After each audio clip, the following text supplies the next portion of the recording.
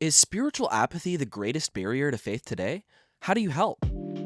Spiritual apathy. Yeah, I've actually encountered this one several times where people just tell me like they just don't care. We need to remind people that sometimes being apathetic on the most important and meaningful questions of life comes from a position of privilege or wealth. When you are faced daily with whether or not you're going to eat or live, you tend to be a little more concerned with spiritual matters, with the big existential questions of life. And so sometimes I'll push people on that and find where it is that they care. Wow. What is it that they care about? And then I make a statement that's possibly offensive. And then they go, but that's not right. And then you see where they care. So hitting them where they really care and not being afraid to challenge, why don't you care about this? You kind of really should care about this. Yes. Yeah. That's really good. I don't know that apathy is our biggest problem. I think apathy comes from maybe a bigger problem, an underlying problem. And this isn't like super well thought out, but I've been thinking about it. I think that boredom is a bigger problem. So this morning I talked about beauty, and that beauty requires both order and surprise. And if you separate those things, then if you separate the order, then from the surprise, you just get kind of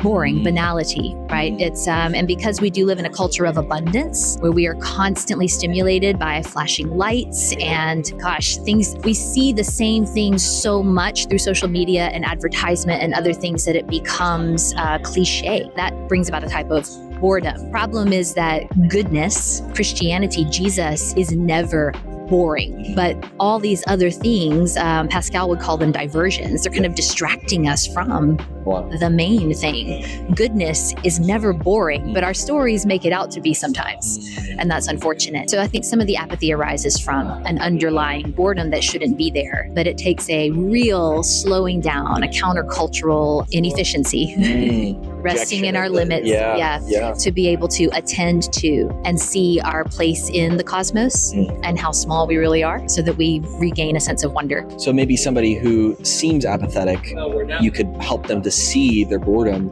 and how they need to overcome that first, and how Christianity can help them to overcome it. I think it's a hard sell because we are very entertained. Like we have more wealth. I had one professor say to me, in our pockets with our smartphones, by way of entertainment wealth, than the billionaires prior to us had in their lifetimes. But yes, I think that if we can help them see the need to turn some of it off and regain a little bit more of that appreciation, we'll be well on our way. I'm optimistic in that way anyway. Spiritual apathy is a huge barrier to faith. I've often said when I've been hosting conversations between Christians and non-Christians, I'd rather have a conversation with a really strong atheist who really despises Christianity than just someone who's completely apathetic about it, doesn't care either way, because at least you can guarantee that there's a question of truth to be debated with the strong atheist. I think when someone just doesn't care one way or the other, it's hard to even get a conversation going.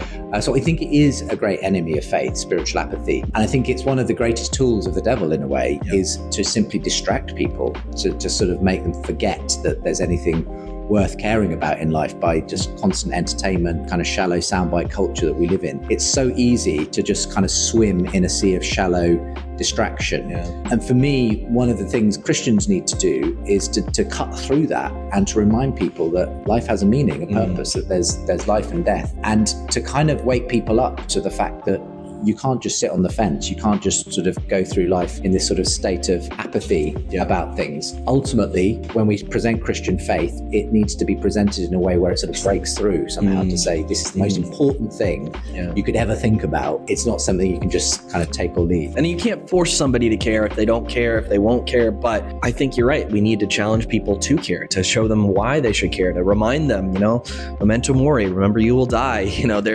Life is limited, and how do you know what will happen after you die?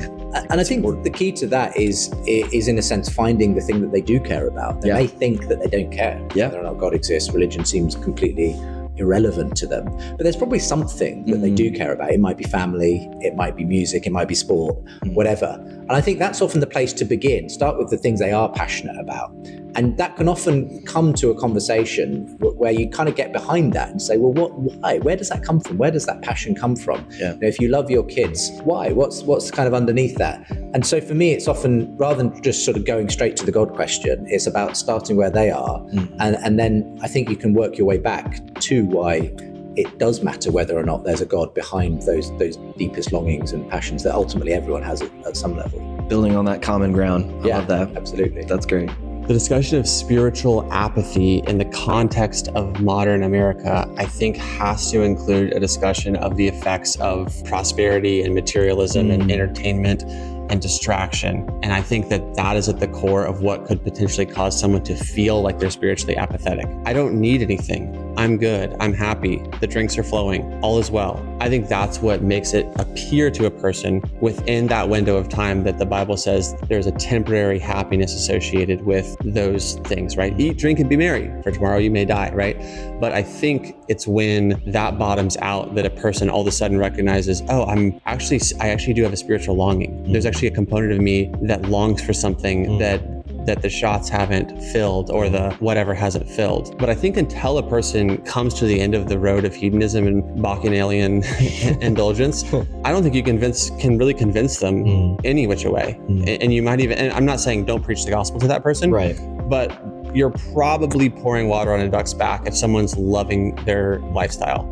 I think it's going to be when there's a vacuum that is experienced that you can then begin to say, hey, there is a thing that can fill that vacuum. There actually is a God who that vacuum is shaped like him, essentially. Yeah. And so, but I think we have to recognize everybody's on a journey and cultures have different types of problems. I think the modern West is a culture where the major problem is distraction and entertainment and hedonism. Yeah. Frankly, hedonism. I do think it's really important that as Christians, we are passionate about understanding what does Christianity really say, not just in terms of having an intellectual knowledge, but in a knowledge where we actually live it day to day. I mean, I can say, yes, of course, science and Christianity, science and faith are going to agree. But if I'm worried about it all the time, it's kind of a head knowledge that I'm not living. And I think as Christians, I want to be a person who not just knows what Christianity is about, but lives it out day in and day out. And I think there is an adjustment the church is having to make, because in my lifetime, in the last 30 or 40 years, Christianity has gone from being the dominant influence in the United States to one of a number of dominant influences. And there's an adjustment that has to happen there. So I don't know that it's spiritual apathy so much as it is we haven't quite made the adjustment that there's an antagonism towards Christianity, and how do we live in that environment? When Christians make an adjustment to that, the beautiful thing about Christianity that is shown is that it thrives in persecution, that Christianity is a robust way to live life because it is true. When we make that adjustment, it will be very helpful, and people will see the hope that Christians have. The sooner we can make that adjustment, the better. Yeah. I think spiritual apathy has been a barrier in the past. I mean, I think, I'm sure, whenever you say these kind of things, I definitely want to speak for everybody, right? For some people, it's definitely going to be, I think that their barrier, and other people may have different experiences than me. But I think when I first was entering into apologetics and speaking full time, there was this overwhelming sense of, why do I really need God? Because I have, my life is okay, I'm happy, I'm not sick. So there really wasn't like, what does God have to bring me? And so that was kind of the hurdle to get over, is I just don't really care. Maybe there's a God, maybe there's not, but I'm kind of doing really well without him. So I really kind of don't need him. And that was a big barrier, the person who kind of just didn't care. And so we would have to apologize, trying to find ways to actually show, well, this is why you should care, or this is why you do care, because something is directing your morality, or something is directing whether I wake up in the morning and I give somebody a hug or I punch them in their face. Something is directing what I think about the value of a human being. So, but I do think that isn't quite as big of a barrier today as it was then. I think that, we have seen more of a need for God. And so I don't really know what I would say the biggest barriers today. I think maybe there might be some elements of some of the Christian infighting. With social media and things like that, there's a lot of pastors, when they fall, it's spiritual leaders that fall, that's public. And so whether it's in the news, social media, whatever, in your own circle, I think that can be something that's really kind of frustrating for people. So that could be definitely something that is an issue, and I think a struggle for people today. But I think the reasons might be just not limited to those two. Yeah. Well, I think we used to live in precedented times. And now we're constantly, it seems like, in unprecedented times. That's a great way to say it. That is so true. People are where do I go from here? How do I live life in the middle of all this craziness? And a lot of people are looking for God. So they are looking for God, and you know, and that doesn't mean they'll always land on Christianity, but that's what we're hoping. That's why we're trying to take advantage of this moment to let people know, actually, here's where you go. You're not going to find over here. You're not going to find over here, but you might find it in Christianity.